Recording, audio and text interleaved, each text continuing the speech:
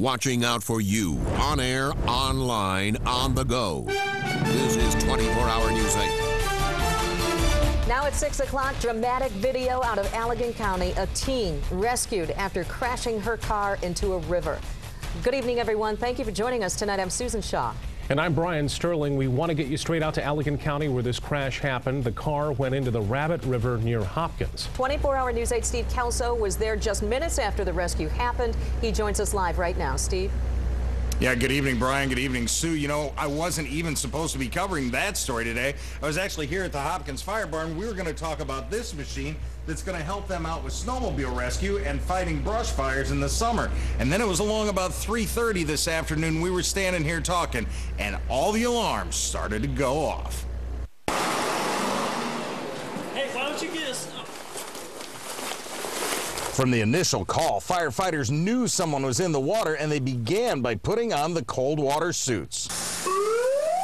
By the time we arrived at the scene, the 17-year-old Hopkins High School student was already being put in the ambulance. Passersby had helped with her rescue. We're pulling up on scene and being able to get the patient out before we were here. So I seen the car lose it, and then I seen it flip, and I couldn't believe what I'd already dialed 911 because I seen it go in. I was like, it flipped, so I knew it was bad. Jim Bard saw the accident happen, and he felt like he had to do something. So he pulled his car over and jumped right in. I got out, and all I can hear, I hollered for it. I heard her screaming.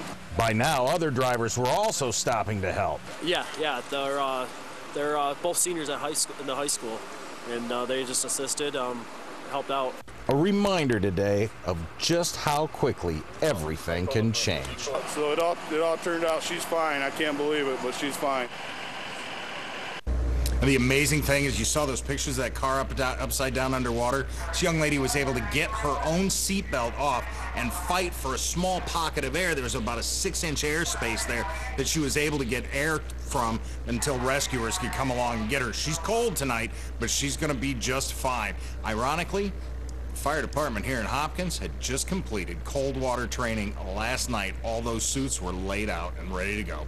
We're live in Hopkins. Steve Kelso, 24-Hour News 8.